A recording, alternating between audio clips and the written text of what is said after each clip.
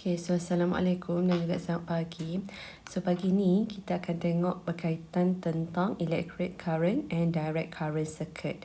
So basically this topic has a lot of mark in your exam. So banyak markah untuk chapter ni. Jadi kena belajar betul-betul lah untuk chapter 3 ni. Right, so apa yang kita akan belajar dalam chapter 3 ni, mula-mula sekali kita akan belajar tentang conduction. Kita akan cerita tentang drift velocity. Lepas tu ada Ohm's Law. Apa formula bagi Ohm's Law? V sama dengan IR. Lepas tu apa kaitan antara rintangan dan juga suhu? Rintangan dan suhu memang berkaitan dan ada formula yang relatekan antara R dan juga T besar. Di mana ini adalah formula yang kaitkan antara R dan T besar lah. R sama dengan R0, okay, resistan awal. Darabkan dengan 1 tambah alpha delta T. Alpha tu apa? Nanti kita tengok lah. Okey, lepas tu kita ada topik berkaitan tentang EMF and potential difference. Ini ni memang berkaitan tentang lita lah. So kita akan tengok nanti. Lepas tu kita ada juga rintangan yang disusun secara series dan juga parallel. Lepas tu kita ada Kirchhoff rule. Okey, panjang dia punya topik. Kirchhoff rule terpecah pada dua rule, first rule dan juga second rule. Lepas tu ada energy, dua formula. Okay, energy and power. Satu formula bagi energy, V sama dengan VIT ataupun E sama dengan PT. Tengoklah pada kesesuaian. Dan P sama dengan IV ataupun kita boleh gantikan V sama dengan IR. So, bila kita gantikan V dengan IR, kita akan dapat formula yang kedua lah. Okay. Lepas tu kita juga ada subtopik berkaitan tentang electric meters, iaitu berkaitan tentang potential divider dan juga potential meter. Okay. So, untuk learning outcome yang pertama, apa yang kamu kena tahu describe microscopic metal of current. So, yang ni boleh keluar exam lah. Dia boleh minta kita describe. Lepas tu kita nak define electric current. Apa formula untuk I? I sama dengan dQ per dt. Dan kita kena gunalah formula ni. I sama dengan dQ per dt. Di mana Q ni charge yang mengalir di dalam lita. Sama dengan berapa banyak bilangan elektron yang ada. Darabkan dengan charge elektron. Okay, so Q sama dengan Ne. So ini N ni nak tahu jumlah bagi elektron yang mengalir di dalam lita. Okey. Seterusnya pula kita ada electrical induction, dia terus masuk lah. So basically bila kita cerita pasal nak mengalirkan arus, maka kita kena guna metal sebagai dia punya sambungan dia. Dia punya wire connection dia mesti diperbuat daripada metal. Baru arus boleh mengalir. So, bila cerita pasal metal, apa yang metal ada? Apa yang menariknya tentang metal? Metal ni dia banyak free elektron. Dan juga elektron ni dia bergerak bebas dan juga bergerak randomly. Okay. So, ini ni berlaku tanpa kita apply bateri. Maknanya ni kalau kita cerita pasal wire tu sahaja. So dalam wire tu dia banyak free elektron dan elektron tu bergerak secara random. Tapi apabila kita apply electric field, apa maksud kita apply electric field? Maknanya wire tadi kita sambungkan dengan bateri. So kita ada bateri, ada wire kita dan let's say kita sambung dengan resistor. Okay. So kalau lah kita apply bateri kat sini, maka bateri ni dia akan mewujudkan medan elektrik. Mana arah medan elektrik? Arah medan elektrik daripada positif terminal menuju ke negatif terminal. Maknanya dalam kes ini dia punya electric field dia adalah secara clockwise lah. So ini adalah arah bagi medan elektrik. Okay, so ini arah bagi E lah. Okay, so ni adalah electric field yang wujud di dalam lita kita. So arah dia adalah secara clockwise.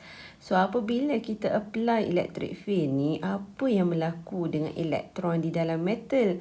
Automatically apabila kita apply electric field, elektron yang bergerak random tadi dia dah tak bergerak secara random. Sebaliknya dia akan bergerak secara sejajar. Okay, dia akan bergerak secara sejajar ataupun secara straight line dengan menggunakan hal laju drift velocity. So dia kata bila kita apply electric field, the free electron akan mengalami electric force dan dia bergerak dengan satu drift velocity towards a direction opposite to the directions of the field. Maknanya bila kita apply electric field, automatically elektron ni dia akan bergerak secara sejajar. Semuanya beratur, elok je daripada negatif elektron, daripada negatif terminal dia mengalir ke positif terminal. So kalau saya boleh buat dengan marker pen lain, sekejap ya. Okey, warna hijau. So elektron mana arah pengaliran dia? Arah pengaliran elektron adalah daripada negatif ke positif lah. So ini adalah arah pengaliran elektron. Okey. So dia ibarat macam kamu dalam kelas lah. Kalau tak ada cikgu, bising sangat kan. Bila dengar je tapak kaki guru tu, terus semuanya align. So sama jugalah dengan medan elektrik ni. Bila ada bateri je, maka kita apply medan elektrik, maka elektron tu pun jadi macam kamu lah. Semuanya elok belaka, beratur, bergerak, sejajar. Okay. So itu yang berlaku dalam medan elektrik ataupun apabila kita apply bateri. Okay. So ini dia tunjukkan gambar 3.1 ni arah bagi pergerakan elektron. So electric field bergerak ke arah kanan, elektron bergerak terbalik lah. Elektron akan bergerak ke arah kiri. Okey. Lepas tu apa lagi benda lain yang dia bagi tahu? Okey, dia bergerak dengan laju drift velocity. Okey, lepas tu lagi okey. Kalau dia minta kita describe macam mana kita nak describe, inilah ya dia punya statement untuk kita describe dalam kita punya jawapan. Okey, kalau lah contohnya tak ingat, madam panjang tak ingat macam mana saya nak describe ni, kamu boleh lukis. Okey, macam saya buat tu, kamu boleh lukis ada bateri, lepas tu ada resistor paling kurang. Okey, kalau tak ada resistor pun tak apa, buat je straight line. Maka kamu tunjuk arah current. Okey, current mesti daripada positif ke negatif. So ini arah current dan arah current samalah dengan arah medan elektrik kita. E pun arah yang sama. Tunjuklah arah ni. Lepas tu mana arah elektron? Elektron mengalir sebaliknya. Elektron mengalir daripada negatif ke elektron mengalir daripada negatif ke positif. So ini pula arah pengaliran elektron, terbalik sikit lah. Okey, so dia elektron mengalir berbeza arah dengan current dan electric field. Lepas tu kamu buatlah ayat sikit, buatlah tambahan ayat kat bawah ni. Okey, buat circuit sahaja tak cukup, kena buat tambahan ayat.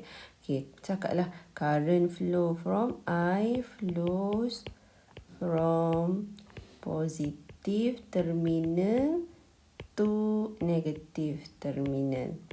Lepas tu electron flows from negative to positive terminal.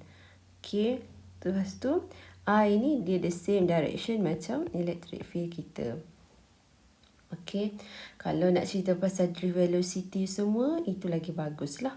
Okay. Kalau tak ingat sangat, paling kurang buatlah statement ni. Paling kurang kalau dia minta kita bagi tahu statement, cerita je lah yang paling simple ni. Kalau tak ingat lah, kalau ingat lagi bagus. Okay. So sekarang ni seterusnya electric current, macam mana kita define dia. So ni dia tunjuk lah arah current sama dengan arah E. So electric force dia akan jadi, sebab sekarang ni negatif kan. So elektron dia akan mengalami daya tarikan ke positif lah. Okay, so dia punya daya tarikan dia ke arah positif di terminal lah. So ke arah positif lah, maknanya ke arah apa panggil ni, anti-clockwise. So FP dia ke sini. Yang merah ni menunjukkan arah current dia. Arah current flow. Okay. So bila lengkap kita punya data, barulah bulb ni akan menyala lah. This is complete circuit. Okay, ataupun closed circuit lah. Okay. So sekarang ni formula untuk I dengan ini saya dah cerita dah tadi, mana arah pengaliran current dan juga arah electric field. Dan ini adalah arah pengaliran elektron. Okay. Alright, so apa formula untuk I? I sama dengan dQ per dt. Ni saya dah cerita dah tadi, di mana Q tu adalah charge Dan juga T tu adalah time lah. Okay. The total charge per unit time. Okay. Dan juga lagi satu formula untuk total charge. Q sama dengan NE. Okay. So, ini dia beritahu lah N tu apa, E tu apa. Okay. Seterusnya. So, current dia adalah skala kuantiti dan juga dia adalah kuantiti asas lah. Apa unit untuk current? Ampere. Okay, ini dia define 1 coulomb. So, saya tak nak cerita lah. Okay. Alright, so dia bagi kita example. Okay, so sekarang ni kalau tengok example. Okay, there is a current. So, dia bagi kita I lah. So, berapa masa dia kena tukar kepada second. So, maknanya ini akan jadi 2 darab 60 which is 120 saat. Ini masa dia. Berapa banyak charge passes through. So, dia nak how much charge. So, berapa banyak charge yang mengalir dalam tempoh ini. So, maknanya dia nak cari Q lah. Okey, berapa banyak charge yang mengalir. So, ini simple je lah. I sama dengan dQ perkan dengan dt. So, kamu gantilah I dia 0.5. dQ nak cari. dt dia berapa? 120. So, dQ dia dapat lah. Okey, 0.5 darab 120 lah. Okey, so sini dapat 60 coulomb. Apa ni dah tunjuk. Okey, so yang ni pula example seterusnya.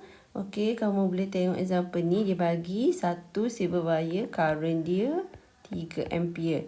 Number of electron per second. So, maknanya dia nak N over T. Sama dengan berapa. Okey, lepas tu itu soalan yang A. Okey, kita buat satu-satu dululah. So, sekarang ni macam mana kita nak selesaikan dia. So, kita diberi I. Kita tahu I sama dengan dQ perkan dengan dt. Dan Q pula sama dengan NE lah. So, dia akan jadi I sama dengan NE perkan dengan T lah. Okay, so sekarang ni kita nak N over T. So, maknanya E ni kita pindahkan ke sebelah kiri. So, dia akan jadi I perkan dengan E sama dengan N per T. So, gantilah I dia berapa? 3. E charge bagi elektron 1.6 kali 10 kuasa negatif 19.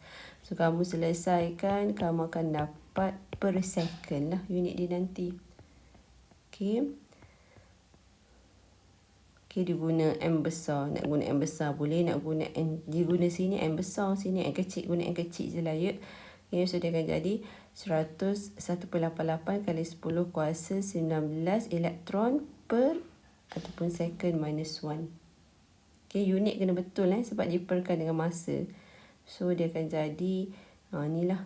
Maaf lah, saya rabuk sikit ni. Okay.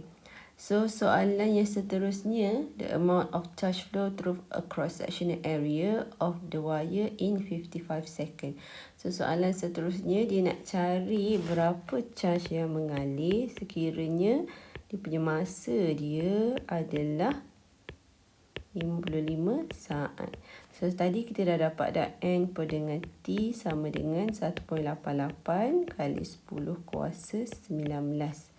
Okey, so kalau nak kirakan kat sini, kalau kita gantikan dengan masa, kita akan dapat N sahaja kan. Okey, kita guna formula asal dia lah. Okey, padam yang tu kita guna formula asal. I sama dengan Q perkan dengan T. Okey, so I dia berapa? 3 dQ per dt.